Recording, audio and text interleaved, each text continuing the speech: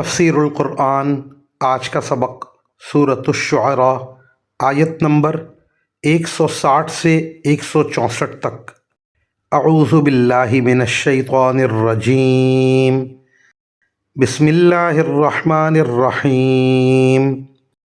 کذبت قوم لوط المرسلین اذ قال لهم اخوهم لوط الا تتقون انی لکم رسول امین فاتقوا اللہ واطیعون وما اسألکم علیہ من اجر ان اجری الا علی رب العالمین۔